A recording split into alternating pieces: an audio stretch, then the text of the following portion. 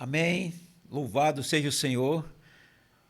Estamos aqui para mais uma mensagem da Palavra de Deus. Sejam bem-vindos ao canal da Igreja que está em Salvador. É com muito prazer que recebemos você para desfrutarmos junto da Palavra de Deus. Antes, vamos orar um pouco ao nosso Senhor.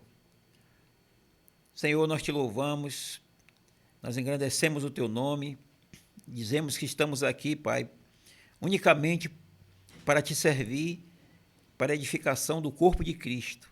Pedimos que o Senhor abençoe essa mensagem de hoje, que o Senhor possa nos conduzir, nos dar espírito de discernimento, espírito, Senhor, de revelação, que a sua palavra seja aplicada aos nossos corações, a fim de que possamos ver, Senhor, aquilo que está no teu coração, aquilo que o Senhor quer nos revelar na sua palavra. Nós te pedimos em nome de Jesus. Amém. Aleluia. Nessa mensagem de hoje, nós estamos dentro do tema ainda de 1 aos Coríntios. Vocês não sabem? É o título geral dessa mensagem. E nessa mensagem de hoje, nós temos por título As coisas sacrificadas a ídolos, nossa liberdade e conduta. Então, nós vamos ver capítulo 8, falando com capítulo 8, na verdade, até o capítulo 10, talvez não entremos até o capítulo 10 nessa mensagem, mas a partir do capítulo 8, nós vamos começar a falar das coisas sacrificadas a ídolos, a nossa liberdade e a nossa conduta. Né? Então, nós sabemos que 1 aos Coríntios foi uma epístola de Paulo para a igreja em Corinto, e nessa igreja em Corinto, era uma igreja, de certa forma, até nova, e havia uma influência muito grande, não só da religião pagã, né? Havia também a influência da cultura grega, e uma série que uma série de problemas causou à igreja. Né? Então, nessa epístola de 1 aos Coríntios, Paulo não vem tratar, nessa epístola, de problemas individuais, mas ele vem tratar de assunto coletivo, no que diz respeito à vida da igreja. A epístola aos Coríntios não se reporta a indivíduos, mas se reporta ao coletivo, diferente, por exemplo, da epístola de Paulo a Timóteo, que é para Timóteo. Era para a igreja também em Éfeso, mas direcionada principalmente a Timóteo. Assim também como Paulo escreveu para Tito, que Paulo tinha uma palavra para a igreja em Creta, mas ele usou a epístola para Tito, para que Tito a transmitisse. A igreja em Corinto é diferente. Paulo fala para a coletividade, para toda a igreja. Ele quer ajudar a igreja no seu aspecto coletivo, não indivíduos. Então, no capítulo 6 de Coríntios, Paulo, então, ele começa a tratar de questões relacionadas à comida, né? E no capítulo 7 de 1 Coríntios, Paulo então trata de assunto referente ao casamento. Então nós temos essas duas coisas aqui em Coríntios. Questões relacionadas à comida e questão relacionada ao casamento. Né? Tanto a questão relacionada à comida e a casamento, ambas foram ordenadas por Deus. Deus ordenou, né, a alimentação, assim como ordenou também o casamento. E, então, essas duas coisas estão muito relacionadas, né? Porque ambas estão no nosso cotidiano. Paulo não usou nenhuma filosofia, né? Paulo não usou nenhum tipo de palavras eloquentes para tratar essa questão. Mas Paulo, na verdade, ele tratou isso de uma maneira muito prática, porque ele usou, são coisas do nosso cotidiano, comida, casamento, são coisas do nosso cotidiano, né? Nosso relacionamento conjugal, são coisas que precisam realmente ser abordadas. E Paulo fez isso de uma maneira bastante livre, até muitas vezes ele deu a sua opinião com respeito ao casamento, por exemplo, ele deu o seu parecer, como também com respeito à alimentação, coisas sacrificadas a ídolos, ele também deu o seu parecer, a sua opinião, né? Porque Paulo era alguém que estava intimamente ligado ao Senhor. tinha um bom relacionamento com Deus, uma intimidade com o Senhor. E nessa sua intimidade ele teve, então, liberdade de poder falar aquilo que estava no seu coração, porque ele julgava, cria que ele era um com o Senhor, que ele tinha um Espírito de Deus. Então nós vemos que, com respeito à questão do casamento, né, que nós já falamos em várias mensagens anteriores, tanto eu como o irmão Roque, temos falado aqui com respeito ao casamento, nós vimos vários pontos. Paulo, ele abrange o casamento de uma maneira geral. Ele dá uma palavra aos casados, dá uma palavra aos solteiros, às viúvas, aos viúvos, né? Aqueles que não têm o dom para casar, que são os eunucos, né? Tudo isso Paulo ele destrincha, fala tudo com respeito ao casamento. E casamento, então, nós vimos no capítulo 7, 1 Coríntios, que é um assunto muito sério, né? E nós, na oportunidade que falamos com respeito ao casamento aqui, nós chamamos bastante atenção, principalmente dos solteiros, para que tenham muito cuidado com respeito a essa questão do casamento. Que não se precipite, né, para casar-se. Não faça isso de maneira leviana, de qualquer forma, de qualquer maneira, não. Mas que tome isso de maneira séria, porque o casamento, de acordo com a Bíblia, ele é indissolúvel. E toda dissolução de um casamento, qualquer dissolução de casamento, isso fere, né, os princípios de Deus, fere os princípios da palavra do Senhor. Então, os jovens precisam ter muito cuidado com respeito a dar esse passo, né, de casar-se, para que mais tarde não venha ter problemas, para que mais tarde não venha trazer também problema não só para si mesmo, mas também para a igreja de Cristo, a igreja de Deus, para que não venhamos a ter casais querendo separar-se, né, ou relacionamentos estragados, danificados, porque não houve, né, uma preparação, não houve não atentou para o princípio da palavra de Deus, né? Não procurou se conhecerem, não procurou orar, não procurou saber do Senhor, se é aquilo que Deus tem para a sua vida, não pediu ajuda da liderança da igreja, porque tem discernimento espiritual, pode opinar, pode dar sugestões, né?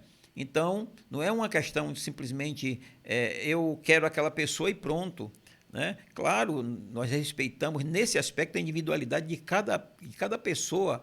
Cada crente tem a sua liberdade de escolher, né? As pessoas acabam se gostando e todos têm a sua liberdade. Porém, nós precisamos também considerar essa questão do casamento no que diz respeito à liderança da igreja. Primeiramente, você e Deus.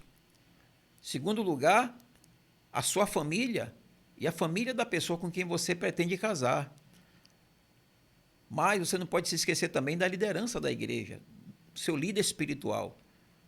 Porque esse tem uma visão de cima. O que é presbítero? Presbítero é o mesmo bispo. Presbítero é a pessoa qualificada. E bispo é a sua função, que é supervisionar. Então, ele tem uma visão e ele pode te ajudar. E todos aqueles que, antes de casar, tiveram comunhão com sua liderança espiritual e receberam deles bênção e receberam deles, né, o sim, há uma aprovação, uma confirmação, estão casados até hoje e são abençoados. Então, é preciso ter esse discernimento e essa sensibilidade também. Com respeito a alimentos, que Paulo tratou no capítulo 6, antes de falar do casamento, nós queremos entrar agora. Tratamos do casamento, por ser um assunto que demanda muito tempo e muita urgência, mas agora nós vamos voltar ao capítulo 6 para falar também um pouco do alimento. Como eu falei, o casamento e o alimento são duas coisas que foram ordenadas pelo Senhor. Mas aqui, Paulo trata da questão não apenas do alimento em si, mas o alimento que, se referindo à questão do alimento sacrificado a ídolos. Mas vamos ver com respeito aqui ao alimento, primeiramente, em si, como um aspecto de alimentação, que é para o corpo, né? O casamento está relacionado ao corpo, porque as pessoas, quando se casam, se unem fisicamente. E o alimento também, ele está para o corpo, né? Para sustentar o corpo, está relacionado também ao corpo. Então, aqui em 1 Coríntios, capítulo 6, eu queria que você abrisse a sua Bíblia aí em casa. O versículo 13 diz assim: os alimentos são para o estômago, e o estômago para os alimentos, mas Deus destruirá tanto estes como aqueles. Porém, o corpo não é para a impureza, mas para o Senhor, e o Senhor para o corpo. E agora o versículo 15, a parte A do versículo 15, Paulo fala: não sabeis que os vossos corpos são membros de Cristo?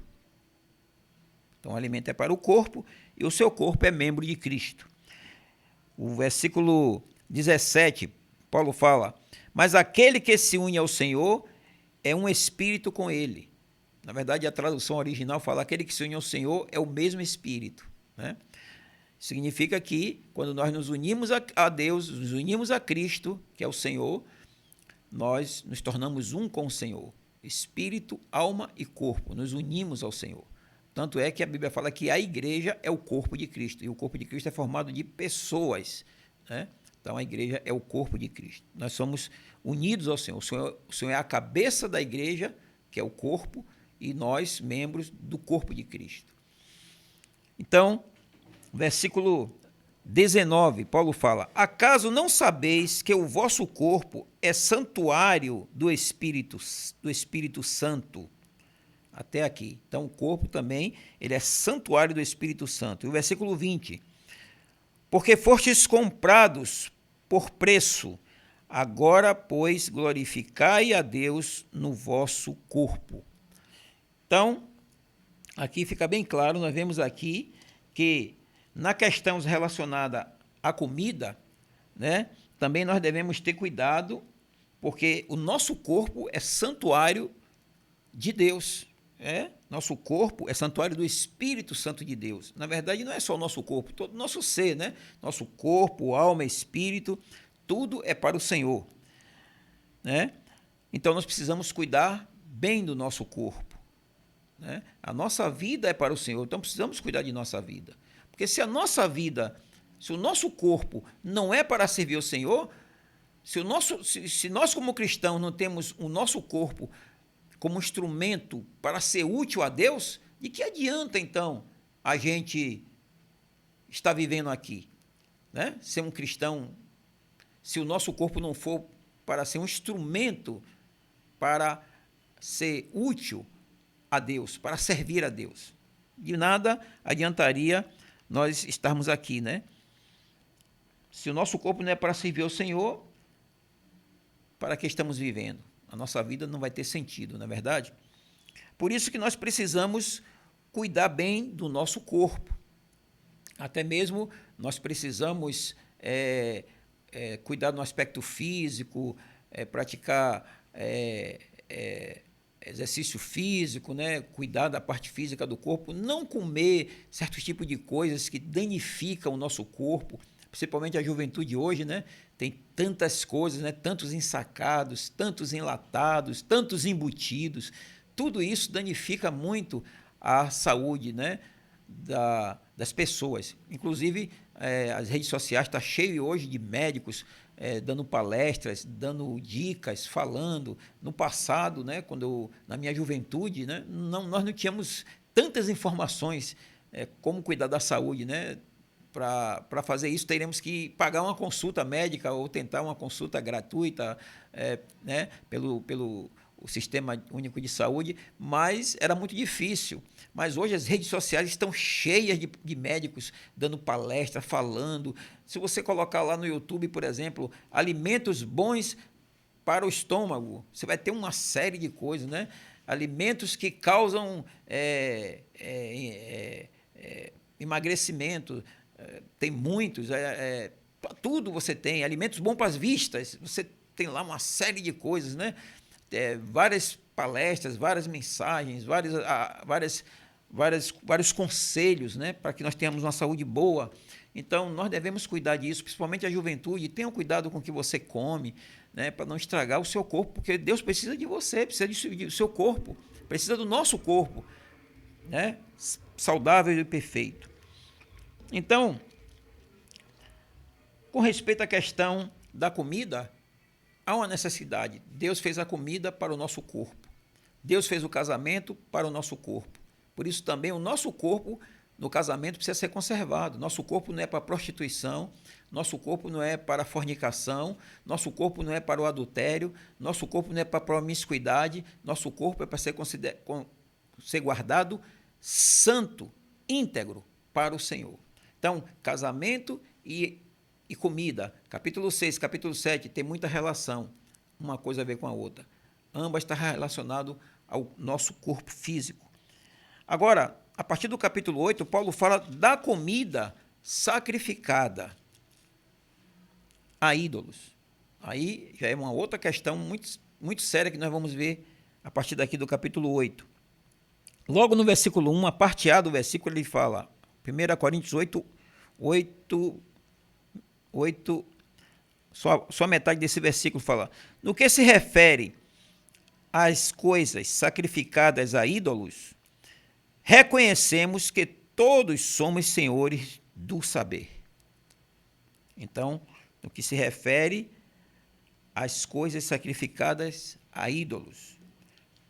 Então, Paulo vai falar aqui dessa questão das coisas sacrificadas a ídolos. Então, Paulo trata da questão da comida sacrificada aos ídolos, porque alguns irmãos da igreja em Corinto, eles estavam em dúvida se deveria comer da comida sacrificada a ídolos ou se eles não deveriam comer, se era errado comer a comida sacrificada a ídolos. É importante a gente perceber que a cidade de Corinto, ela era uma cidade, como eu falei, que tinha um misticismo muito grande, né?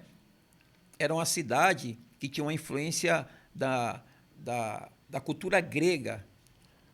Havia muitos deuses pagãos, e esses deuses pagãos, eles tinham toda uma infraestrutura, né? Havia ritos e tudo mais.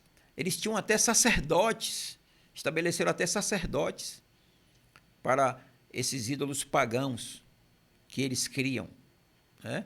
Nós já vimos isso em mensagens, né, anteriores, muitas mensagens que já foram liberadas aqui, que tinha, o pessoal acreditava no Deus Sol, acreditava no Deus da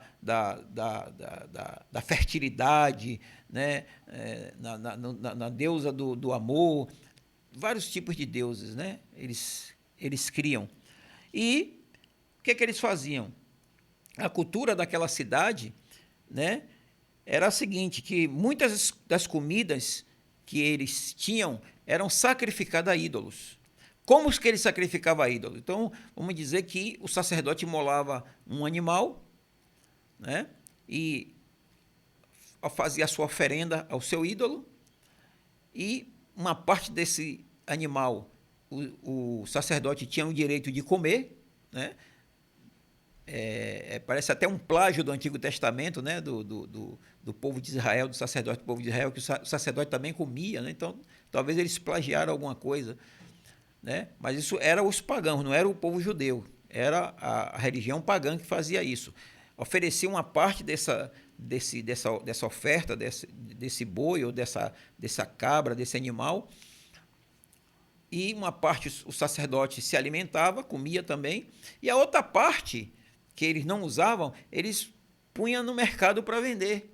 Vendiam na feira livre, vendiam, né, no mercado, e as pessoas compravam ali a carne, compravam aquilo ali, mas eles sabiam que era algo que já tinha sido feito uma oferenda para aquele ídolo. Então eles compravam, até os irmãos da igreja em Corinto também tinha que fazer compra, comprava aquele alimento, aquela carne, aquela comida, mas tinha, na verdade, dúvida se era correto comer ou não, né? Então, houve perguntas também para Paulo com respeito a isso, porque os irmãos da igreja em Corinto, ou seja, a liderança da igreja em Corinto, não sabia responder com respeito a essas questões, então precisa-se do apóstolo. Por isso que a gente precisa perceber que não existem igrejas isoladas, né? As igrejas, elas estão debaixo dos cuidados dos apóstolos. Eu estou na igreja na minha localidade, aqui eu faço o que eu quero, aqui eu tomo a direção que eu quero, aqui eu pratico o que eu acho que eu devo praticar. Não é bem assim. Paulo, ele disse assim, vocês têm que seguir como eu ordeno em todas as igrejas, né? Então, as epístolas foram escritas para dar direção para as igrejas, né? Então, eles seguiram, tanto sim que quando começou em Atos a igreja, fala que eles perseveravam na doutrina, ou seja, nos ensinamentos dos apóstolos. E hoje a mesma coisa, nós temos ouvido aí as palavras proféticas, né, que têm sido liberadas pelo nosso irmão Esdras, nas sextas-feiras, e do nosso amado irmão Pedro Dong também, no domingo, né? Temos durante a semana também, quarta, uma só trombeta com o nosso irmão Miguel Mar, com o nosso irmão André Dong. Então, são pessoas que estão à frente da obra do Senhor e nos dando direção para as igrejas. Então, a igreja em Corinto também ela precisava de uma direção. E aí Paulo, ele então está dando direção aqui para a igreja em Corinto. E aí nós vemos que a igreja em Corinto, eles estavam tendo dificuldade, né, de saber se deveriam comer ou não aquela comida. Então, Paulo escreveu. Voltando aqui ao capítulo 1, vamos ver que Paulo fala assim: no que se refere às coisas sacrificadas a ídolos, reconhecemos que todos somos senhores do saber, né? Então, essa palavra saber, antes de entrar no detalhe da comida sacrificada a ídolo, vamos ver aqui essa questão dessa palavra saber. Todos somos senhores do saber. E no versículo 2 também ele usa a mesma palavra saber. Se alguém julga saber alguma coisa, com efeito, não aprendeu ainda como convém saber. Mais uma vez ele usa a palavra saber. E no versículo 3, mas se alguém ama a Deus, esse é conhecido por ele. Né? Ele usa essa palavra. Bom, no versículo 4, ele fala: no tocante à comida sacrificada a ídolo, sabemos que o ídolo de si mesmo nada é. Bom, até aí. Então, temos aqui a palavra saber, que é usada várias vezes. Então, vamos ver essa palavra saber, que ela tem dois aspectos. A palavra saber tem um aspecto exterior e tem um aspecto interior, né? A palavra saber, né? Quando Paulo fala assim, no versículo 8, no que se refere às coisas sacrificadas a ídolos, reconhecemos que todos somos senhores do saber. Essa palavra reconhecer, na verdade, quer dizer conhecemos, né? Ou sabemos. Na verdade, é como se, em outra tradução, Paulo diz o seguinte: no que se refere às coisas sacrificadas a ídolos, sabemos que todos somos senhores do saber. Ou conhecemos que todos somos senhores do saber. Então, tem um sentido de sabemos ou conhecemos. E a palavra conhecer, aqui, quando ele usa aqui no versículo 2, quando ele usa aqui, se alguém julga saber alguma coisa, essa palavra saber aqui, no versículo 2, na verdade, está relacionada também a saber no sentido de conhecer. Se alguém julga conhecer alguma coisa, não é só saber, saber no sentido de conhecer alguma coisa, com efeito não aprendeu ainda como convém saber. Certo? Então, essa palavra aqui, saber, sentido de conhecer, é muito importante, né? Então, na verdade, são palavras interessantes que nós precisamos ver qual o diferencial entre elas, né? Para nós cristãos, de acordo com o versículo 4, no tocante à comida sacrificada a ídolo, sabemos que o ídolo de si mesmo nada é. Para nós cristãos, o ídolo não é nada. A Bíblia fala, tem boca, mas não fala, tem olho, mas não vê, né? Não tem sentido nenhum, né? Não tem valor nenhum, né? Não tem nada a ver. Porque nós sabemos que nós temos um Deus que é vivo e verdadeiro, e nós cremos nesse Deus único que é vivo e verdadeiro. Mas nós precisamos perceber que a igreja em Corinto, os irmãos de Corinto, precisava perceber que eles precisavam conhecer o fato, porque muitos pensavam que conheciam, mas eles não conheciam de fato o que era essa questão da comida sacrificada a ídolo. Uns achavam que devia comer e comiam, outros tinham dúvidas se deveriam comer. Uns já achavam que não tinha problema nenhum. Então, Paulo disse que eles não sabiam como convinha saber. Então, os dois significados da palavra saber é importante. No versículo 1, quando fala aqui, no que se refere às coisas sacrificadas a ídolos, reconhecemos que todos somos senhores do saber. Essa palavra saber no versículo 1 do capítulo 8 e no versículo 4 também, no versículo 4 aqui, como fala assim, no tocante à comida sacrificada a ídolos, sabemos, esse sabemos também está relacionado a saber. Então, tanto a palavra saber no versículo 1 como no versículo 4 indica algo subjetivo, interior, intuitivo, né? Ou ligado à percepção. Então, a palavra saber, no versículo 1 do capítulo 8 e no versículo 4 do capítulo 8 de 1 Coríntios, está relacionado a isso, está relacionado a algo interior, algo intuitivo, né? Algo, podemos dizer, subjetivo, e algo que está ligado à percepção. Então, é uma questão de percepção, quando Paulo fala isso. Mas quando Paulo fala no versículo 2 e 3, certo? Indica algo exterior. O saber no versículo 2 e 3, no versículo 2, significa algo exterior.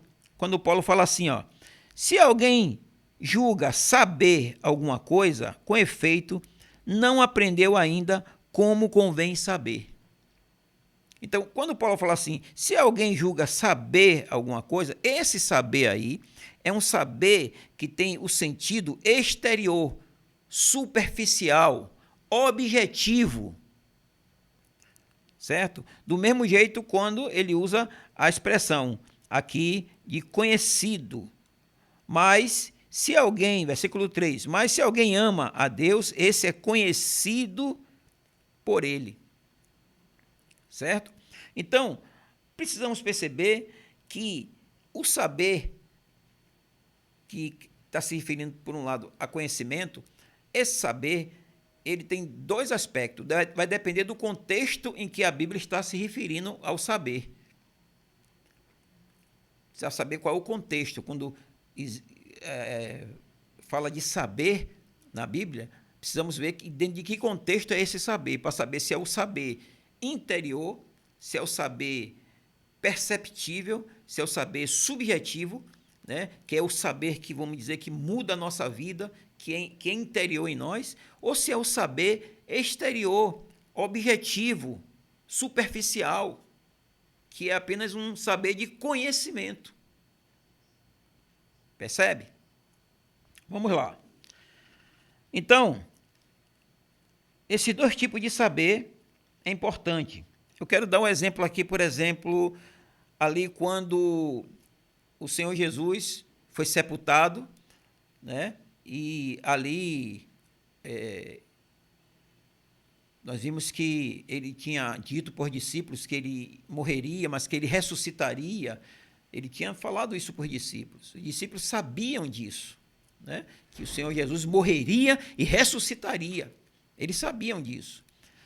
Mas eles não foram no túmulo depois que Jesus morreu, foi sepultado, já quase no terceiro dia, na madrugada do terceiro dia. Eles não foram lá no túmulo para ver se Jesus realmente tinha ressuscitado. Maria Madalena, ela foi lá, preparou mirra, preparou tudo, foi lá para embalsamar o corpo do Senhor. Quando chegou lá, o Senhor não estava, ela não encontrou o Senhor, né? Ela não encontrou o Senhor. Então, aí ela volta e fala para os discípulos, né? Ela volta e fala para os discípulos que o Senhor Jesus não estava lá. Eu queria ler aqui rapidamente o Evangelho de João. O Evangelho de João, capítulo 20, versículo 1 diz assim: No primeiro dia da semana, Maria Madalena foi ao sepulcro de madrugada, sendo ainda escuro, e viu que a pedra estava revolvida. Né? E aí, vamos lá para o versículo 9, diz assim: Pois ainda não tinham compreendido a Escritura, que era necessário ressuscitar ele dentre os mortos. Ou seja, quem não tinha compreendido foram os discípulos, que quando ela disse que o Senhor Jesus no corpo dele não estava lá, eles foram com o Senhor Jesus até a sepultura, mas a Bíblia diz que ele não tinha ainda entendido, ou seja, eles não sabiam ainda aqui, essa que é a verdade, que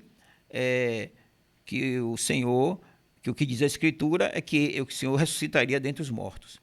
E aí o versículo 10 diz que e voltaram os discípulos outra vez para casa. Mas o que aconteceu com Maria? Ela ficou ali. Ela ficou ali no túmulo. Ela não foi embora. Ela ficou ali no túmulo. E aí no versículo 16 diz assim: Disse Jesus, Maria. Ela voltando-se, disse em hebraico, Raboni, que quer dizer mestre. Certo? Então, tem dois saber aqui. Tem Tem um saber dos discípulos, né? Que o Senhor ressuscitaria, mas tem o saber de Maria Madalena. O saber dela é um saber intuitivo, é um saber interior, né? É um saber de percepção. Mas o saber e o conhecer dos discípulos era um conhecer superficial, era um conhecer ainda objetivo, percebe? Então tem essa diferença, o saber subjetivo, interior, e o saber apenas mental de conhecer, que nem uma pessoa diz assim, eu sei que Jesus é o Cristo, né? Eu sei que Jesus é o Filho de Deus. Mas quando você fala assim, então, agora receba esse Senhor Jesus no seu interior. A pessoa não quer, não recebe. Se você receber, ele vai te dar vida eterna. A pessoa, não. Então, é o saber de conhecimento, mas não é o saber interior, subjetivo, né? Que a pessoa experimenta aquele conhecimento, se transforma em realidade. Percebe? Então, tem esses dois tipos de saber. Quando Paulo fala, ou não sabeis, né? Ó Senhor Jesus. Então, por exemplo, ou não sabeis que todos que correm no estádio correm, mas só um ganha o prêmio, correr de maneira tal que o alcanceis, né? Ou não sabeis, né? Você pode ter o conhecimento, mas você está correndo para alcançar o prêmio, né? Não adianta você conhecer que tem que correr uma carreira. Saber é objetivo, mas correr a carreira para alcançar o prêmio, saber que tem que correr para chegar lá e alcançar o prêmio é subjetivo. Então, vamos ver aqui essa questão.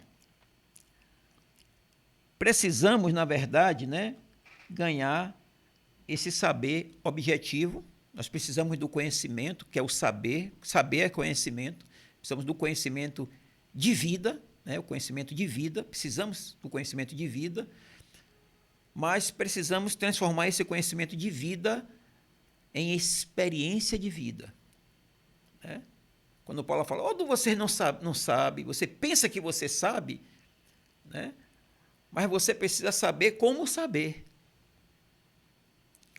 Então, não é uma questão de apenas saber como conhecimento, mas é saber de uma maneira interior. Quero ler mais um versículo aqui para nos ajudar, porque talvez você está em casa aí, não esteja conseguindo, ou eu não tenha conseguido transmitir aquilo que realmente está borbulhando aqui dentro de mim, né? E que o Senhor tem nos mostrado. Mas eu queria que você lesse Atos, capítulo 5. Eu acho que vai clarear muito mais agora para nós. Atos, capítulo 5, versículo 20, diz assim: Ide e apresentando-vos no templo, dizei ao povo todas as palavras desta vida. Então, aqui nós vimos que, né, o Senhor mandou o anjo, né, para libertar os apóstolos que estavam presos, e aí eles foram soltos e falou, ide e dizei ao povo todas as palavras desta vida.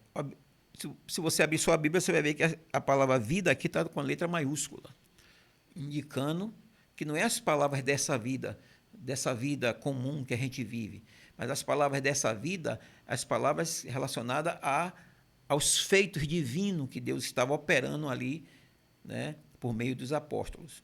Então, nós precisamos ter o conhecimento de vida, o conhecimento das coisas espirituais divinas, das coisas de vida, né, das coisas desta vida divina. Mas precisamos transformar esse conhecimento, esse saber, em uma experiência de vida. Nosso conhecimento de vida precisa se tornar nossa experiência de vida. Então, precisamos disso. Então, uma vez que nós estamos claros com respeito a essa questão do saber, desse tipo de saber, vamos continuar com respeito à questão da comida sacrificada a ídolos. Ainda no capítulo 8 de 1 Coríntios, o versículo 1, no que se refere às coisas sacrificadas a ídolos, reconhecemos que todos somos senhores do saber. Então, como havia na cidade de Éfeso, de Corinto, muitos templos pagãos, muitos cultos, muitos sacrifícios, muita idolatria, muitas, como eu já falei, comidas que eram oferecidas a ídolos. Paulo, então, começa a alertar os irmãos com respeito a isso, porque todos, né, todos eles, Paulo fala, todos, reconhecemos que todos somos senhores do saber. Todo mundo sabe, todo mundo entende, todo mundo já tem um conhecimento de que essas coisas estão acontecendo, e acontece toda essa idolatria, todos somos senhores do saber. Né, no que diz respeito à comida sacrificada a ídolo, todos nós somos senhores do saber, temos o saber, né, temos o conhecimento objetivo disso, temos o conhecimento exterior, né, superficial com respeito a essas questões, né, mas nós precisamos agora entrar no saber subjetivo. Então, no capítulo 10 de 1 Coríntios, no versículo 19, Paulo diz assim: O que digo, pois, que o sacrifício ao ídolo é alguma coisa, ou que o próprio ídolo tem algum valor? E aí no versículo 20, antes digo que as coisas que eles sacrificam é a demônios que a sacrificam, e não a Deus. E eu não quero que vos torneis associados aos demônios. Não podeis beber o cálice do Senhor e o cálice dos demônios. Não podeis ser participante da mesa do Senhor e da mesa dos demônios. Então, Paulo mostra que por trás dos ídolos existe demônios escondidos. Está aqui na palavra. Paulo fala que as coisas que eles sacrificam, né, é a demônios que sacrificam. Então, Paulo começa a mostrar o lado agora do saber subjetivo, espiritual, perceptivo. Esse saber a igreja em Corinto precisava. Por detrás dos ídolos existem demônios. E aí, nós vemos aqui que no versículo 1 de 1 Coríntios, porque no versículo 4 de 1 Coríntios 8, Paulo falou que os ídolos nada são, né? Mas quando chega mais adiante, ele mostra o lado subjetivo da questão. Porque ele falou assim, no tocante à comida sacrificada a ídolo, versículo 4 do capítulo 8 de 1 Coríntios, no tocante à comida sacrificada a ídolos, sabemos que o ídolo de si mesmo nada é no mundo, e que não há senão um só Deus. Né? Então, todos nós sabemos disso. Há um só Deus, eu sou de Deus, os ídolos não é nada, não tem poder nenhum. Mas, no capítulo 10, ele mostra o que está por trás dos ídolos e qual deve ser a posição dos irmãos com respeito a essas comidas sacrificadas a ídolos. Porque todos nós somos senhores do saber, mas esse saber superficial, objetivo, e o intuitivo, e o interior, você só vai perceber, só vai conhecer por meio do Espírito. E Paulo tinha o espírito sensível, Paulo tinha o espírito de intuitivo, Paulo tinha o conhecimento interior, o saber interior.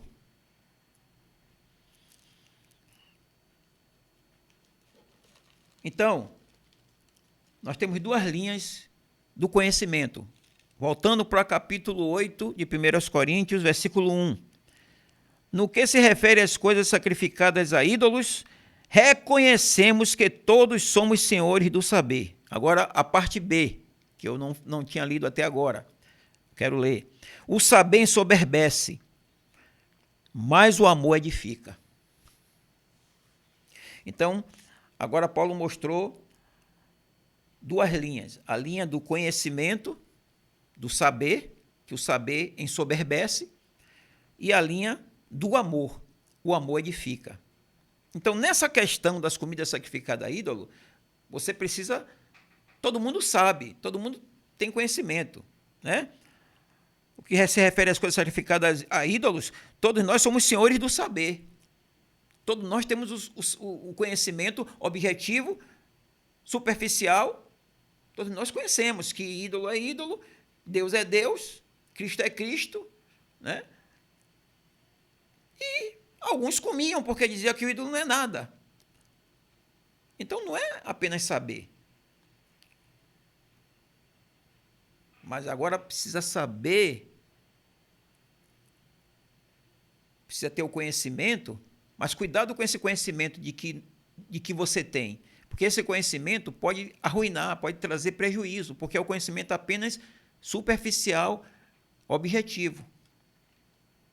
Então, nós podemos perceber que quando nós, na verdade, cremos no Senhor, recebemos a vida de Cristo, né, nós vivemos uma vida cristã na simplicidade, né, na humildade, Mas a partir do momento que muitas vezes vamos ganhando conhecimento das coisas, nós vamos perdendo a simplicidade e a humildade, né? E como resultado, nós vamos andar de maneira soberba, né? Vamos andar de maneira arrogante, cheio de opinião, achando que somos senhor do saber, como Paulo fala aqui, todos nós somos senhores do saber, achamos que sabemos tudo, e na verdade achamos que conhecemos tudo, e na verdade podemos não estar conhecendo nada, que nem os coríntios aqui, né? No que se refere às coisas sacrificadas ao ídolo, reconhecemos que todos somos senhores do saber, né? Então, reconhecemos, ou seja, todos sabem, né? Todo mundo já sabe. E é esse saber que é prejudicial, porque todo mundo acha que já sabe. Então, o saber ensoberbece, Paulo falou, mas o amor edifica. O saber ensoberbece. Mais adiante nós vamos ver por que o saber ensoberbece mais nessa prática o que está relacionado a alimentos aqui em Coríntios. Então, o saber, na verdade, que está relacionado ao conhecimento, ele nos remete lá a Gênesis, capítulo 3, a árvore do conhecimento do bem e do mal. Quando o homem caiu, o homem, então, ele começou a se alimentar, ele caiu porque ele se alimentou, ele comeu da árvore do conhecimento do bem e do mal, que tipifica Satanás com a sua natureza caída. E o pecado, o mal, entrou no homem. Mas havia também no Jardim do Éden a árvore da vida. Essa árvore da vida, podemos dizer, está relacionada ao amor. Paulo falou, o saber ensoberbece, mas o amor edifica. Então, o homem comeu da árvore do conhecimento do bem e do mal, ele passou a ter conhecimento, passou a ter saber, passou a ter o saber exterior, objetivo e superficial das coisas, né? O saber é isso aí. O saber fez com que Adão e Eva perdessem a simplicidade. E tem feito com que o homem perca a simplicidade. Tem um hino que nós cantamos que diz que ciência mais miséria traz, né? Mais miséria traz. Traz benefício para a sociedade, mas eu não sei se for comparar entre o bem e o mal, se tem ajudado mais ou prejudicado mais, né? Talvez no aspecto da ciência, da saúde, tem muitas descobertas científicas, muita ajuda, né? Mas em outros aspectos tem estragado, né, muito a sociedade, né? A humanidade. Mas vamos nos deter na questão aqui do conhecimento. O saber ensoberbece e o amor edifica. Então, por que o saber ensoberbece? Porque o saber que Paulo está falando aqui, no capítulo 8 de 1 Coríntios 8, é o saber exterior, natural. É o conhecimento, não é o conhecimento das coisas dessa vida, não é o conhecimento de Cristo, não é o conhecimento da igreja, não é o conhecimento do Espírito, é o conhecimento natural. Eu conheço, e eu ainda gostaria de inferir que muitas vezes também pode ser o conhecimento de assuntos relacionados à palavra. Podemos, né, estudar, ter muito conhecimento, e esse conhecimento pode nos tornar pessoas soberbas. Aí vamos achar que conhecemos mais do que os outros, que a nossa opinião é mais madura. Tudo isso pode trazer também dano para a edificação do corpo de Cristo. Mas ele falou também que o amor, né, que o saber ensoberbece, mas que o amor edifica. O amor edifica. Então, o amor está se referindo à árvore da vida. Então, quando o homem come da árvore da vida, né, ele vai estar no amor do Senhor, né? Um dia tudo vai passar, o conhecimento vai passar, a profecia vai passar, né? Mas o amor, de acordo com 1 Coríntios, né, a única coisa que vai permanecer é o amor. Louvado seja o Senhor. No versículo 2 de 1 Coríntios 8, Paulo fala, se alguém julga saber alguma coisa, com efeito não aprendeu ainda como convém saber. Interessante. Então não basta saber, Paulo quer dizer, temos que saber como convém saber, temos que saber como saber, né? Nós podemos achar que sabemos, mas na verdade não sabemos nada.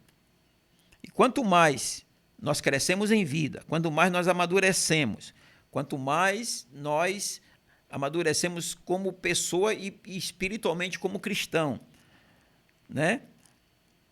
Nós nos damos conta de que não temos tanto conhecimento quanto pensávamos que tinha. Não conhecemos nada. Pensávamos que conhecíamos, mas não conhecíamos. Não é verdade? Você vai conhecer Cristo com a experiência. Você pode falar muito sobre Cristo, que Cristo é assim, que Cristo age assim, que Cristo faz assim, que um crente tem que andar assim, tem que fazer isso, fazer aquilo, que o princípio é esse, que a Bíblia fala assim, assim, assim, assado. Mas eu pergunto, e na sua vida, e na sua experiência, e na experiência prática de vida, isso tem ocorrido? Isso tem sido a nossa realidade? Percebe? Então, não é apenas ter um conhecimento, mas é o conhecimento, transformar o conhecimento de vida, em experiência de vida. Então, Sócrates, né? O filósofo Sócrates chegou ao ponto de dizer: o que eu sei é que nada sei, né? Depois de tanto pensar, depois de tanto filosofia, depois de tanto pensamento, de tanto conhecimento que ele adquiriu, observando a vida, analisando a vida, a natureza, Deus e todos os aspectos, ele chegou ao ponto de que o que eu sei é que nada eu sei, né? Ó Senhor Jesus.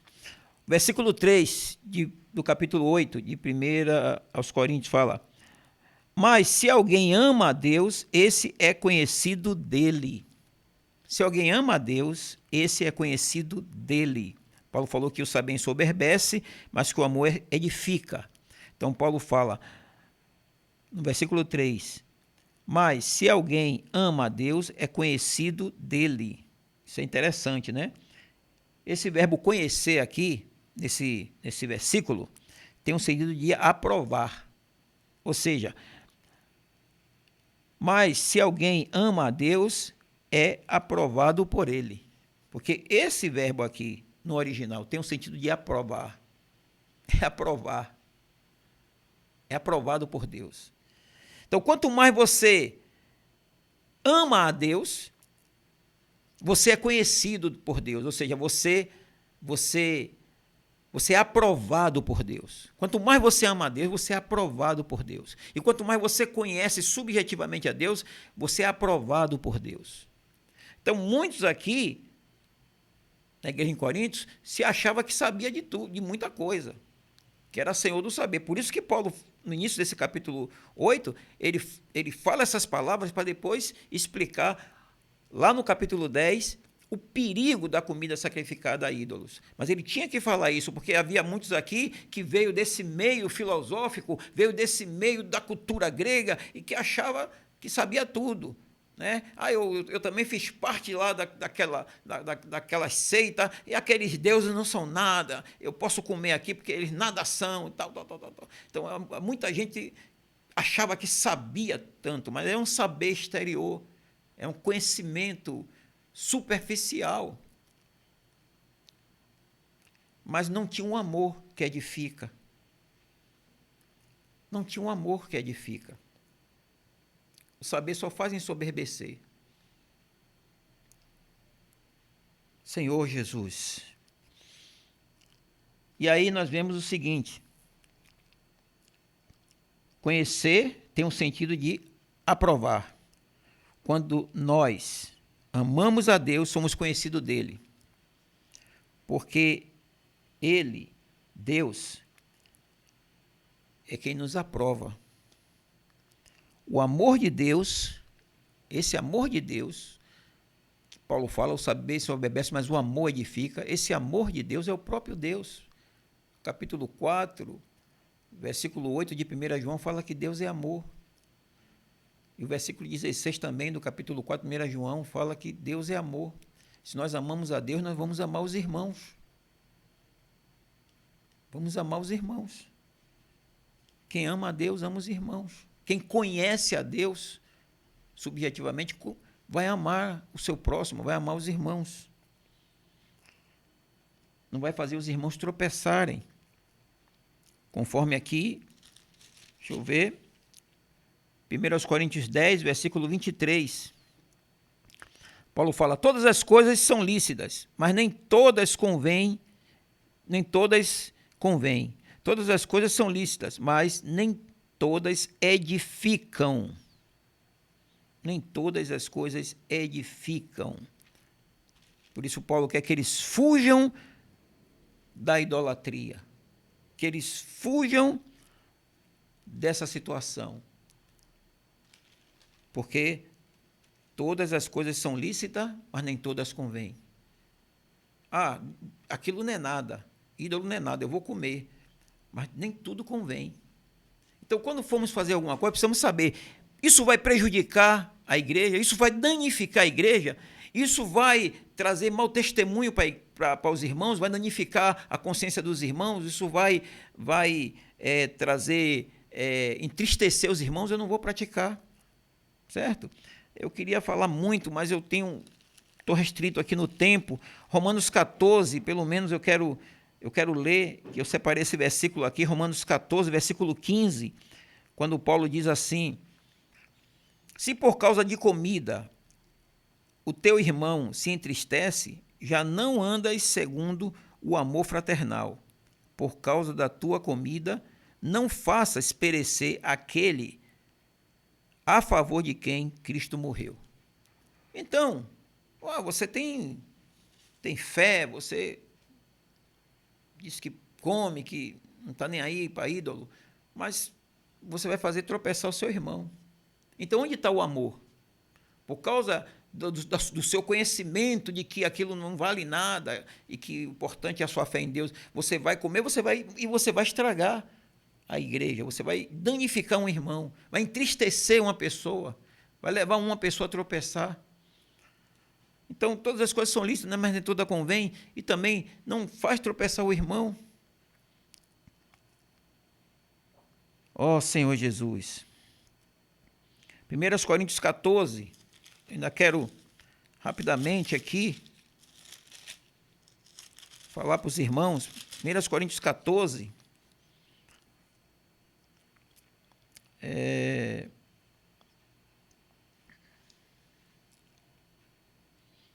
versículo 4, Paulo diz, o que fala em outra língua, a si mesmo se edifica, mas o que profetiza edifica a igreja. E o versículo 12, Paulo diz,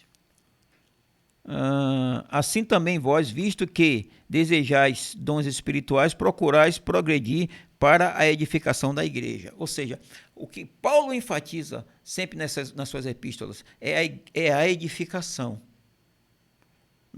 O seu conhecimento é muito bom.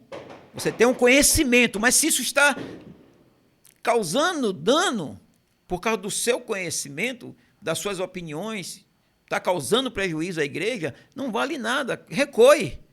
Porque o mais importante é que a igreja seja edificada. É que haja amor, que haja paz. Está vendo? O importante é isso. Você tem dom, até ele fala aqui do dom, você pode ter até um dom espiritual, mas se esse dom seu não está causando problema na igreja, então não use esse dom. Use as coisas que edifiquem, que traz harmonia para a igreja. Senhor Jesus, não vamos fazer um irmão se entristecer, né? Vamos fazer o irmão se entristecer. Eu já li 10, 23 de Coríntios, e, na verdade, quando Paulo fala que o saber ensoberbece, o amor edifica, eu quero dizer que Deus deseja só Deus não deseja só a nossa edificação pessoal, mas Deus deseja a edificação da igreja como um todo. E para isso precisamos do amor de Deus. Se tivermos amor, nós vamos usar o conhecimento, né? Mas o conhecimento subjetivo de vida, e vamos ajudar os irmãos. Se, na verdade, nós, naquele dia, chegarmos diante do Senhor, não queremos que o Senhor diga para nós, né? Não vos conheço, né? Ah, Senhor, Senhor, em teu nome eu fiz isso, em teu nome eu fiz aquilo, em teu nome eu fiz muita obra, em teu nome eu falei muitas coisas, eu preguei, isso, tal. E o Senhor dizia assim, não te conheço. Que adiantou? Né? Fez tanta obra, falou tanta coisa, né? Conheceu tanta coisa, mas não teve a intimidade, né? Não teve o amor que edifica. Então nós precisamos ter bastante cuidado com isso. Um dia nós compareceremos diante do tribunal de Cristo e cada um prestará conta diante do Senhor. Então os ídolos, na verdade, é diferente do verdadeiro Deus. Eu quero concluir, né? Essa foi a mensagem mais longa de quinta-feira, né? Desse livro que eu dei.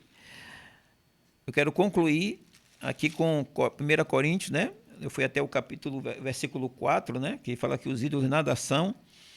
E agora eu quero cobrir aqui. O versículo 5 fala também assim, 1 Coríntios 8, 5.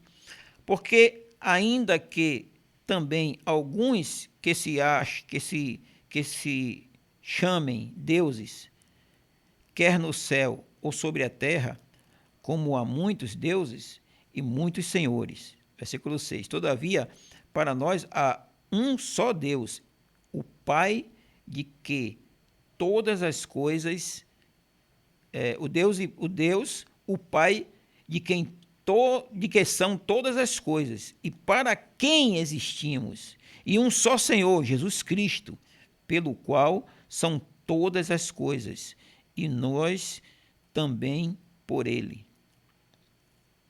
E o versículo 7, entretanto, não há esse conhecimento em todos, porque alguns, por efeito da familiaridade até agora com o ídolo, ainda comem dessas coisas como a ele sacrificadas, e a consciência deles, por ser fraca, vem a contaminar-se. Então, olha só, esse conhecimento desses que comiam dessas coisas, mas a sua consciência era fraca, ele tinha dúvida, ele comia e vinha com a sua própria consciência se contaminar.